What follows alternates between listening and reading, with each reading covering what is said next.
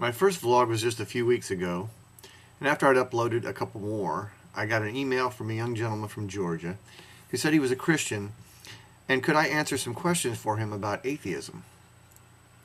I intended to do a video on just our email exchange, which I will say from the beginning was pleasant and respectful, and we each learned something from.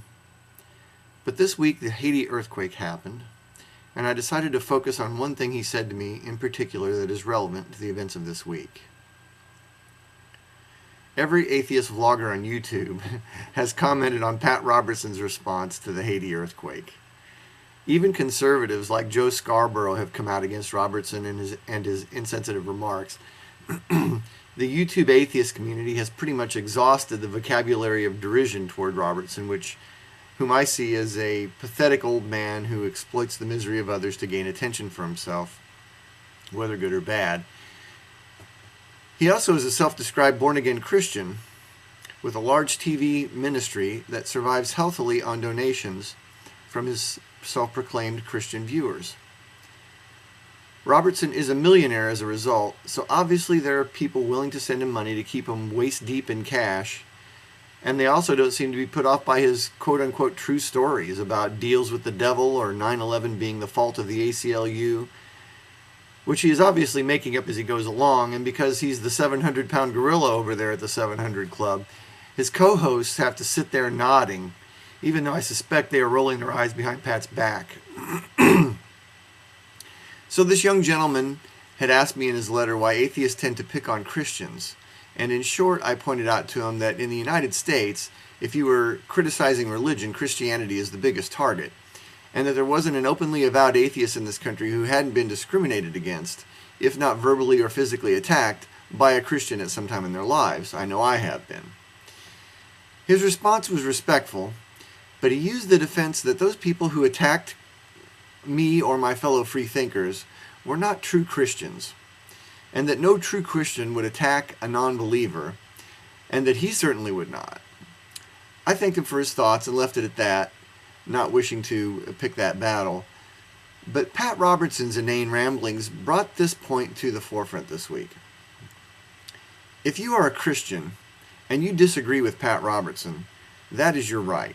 And frankly, you are a more sensitive human being than his co-host or anyone else there at the 700 Club who would not resign in protest. But to say that you are a Christian and that Pat Robertson is not a true Christian is frankly bullshit. Pat Robertson believes in the same God you do, reads the same Bible you do, and follows the same tenets you do as a Christian. He uses the same book and those same tenets to justify his statements. And just because you disagree with him doesn't make him any less a Christian than he says he is. You see, that's what makes someone a Christian. There is no great measure or litmus test. There is simply the statement, I believe in God and believe Jesus was the Son of God and died for my sins, and you're a Christian. Anything else that a Christian person does in the name of the God all Christians believe in must be owned by Christianity. You cannot pick and choose who is a Christian and who is not based on their behavior. Pat Robertson, despite being a reprehensible human being, willing to make incendiary statements about an entire poor country that has been devastated by a terrible tragedy just to get attention for himself, is no less devout a Christian as the Pope, or Desmond Tutu, or anyone in Georgia, or anyone else. Being Christian does not make you a nice person, or a bad person. Being Christian has no effect on human behavior beyond what each Christian perceives as how they are justified to behave.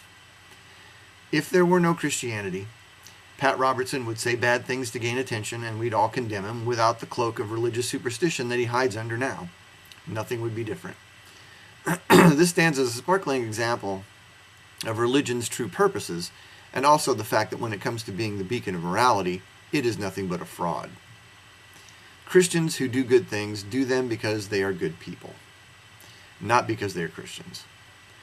Pat Robertson spends hours a day on television sanctimoniously touting the Christian religion and its moral superiority to other ways of thinking.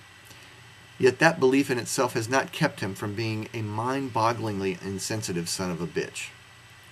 If you're looking for Christianity to make you moral without having to actually make moral decisions that are your own, you're being defrauded. And you'll never be moral. And if you're sending money to Pat Robertson, for fuck's sake, stop it.